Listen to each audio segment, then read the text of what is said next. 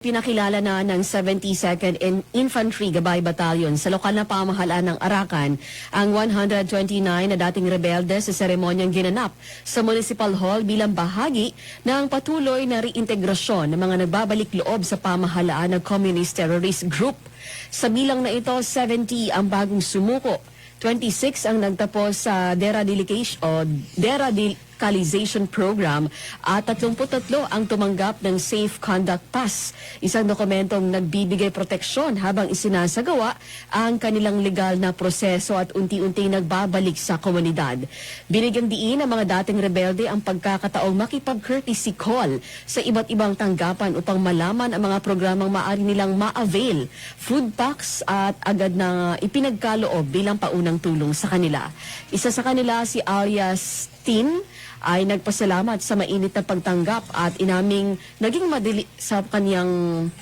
silang ma-recruit dahil sa kakulangan ng edukasyon at maging sa impormasyon. Samantala, ipinagpapatuloy naman ng Mobile Community Sustainment Support Team ang misyon nitong tumulong sa mga barangay sa pagtukoy at pag-angat sa lokal na isyu upang maiwasan ang pagbabalik ng mga armadong pagkikibaka. Sa huli, binigyan diin ng lokal na pamahalaan na ang layunin ng programa ay simple, isang panibagong simula para sa mga dating rebelde at mas ligtas, mas nagkakaisang komunidad para sa Arakan.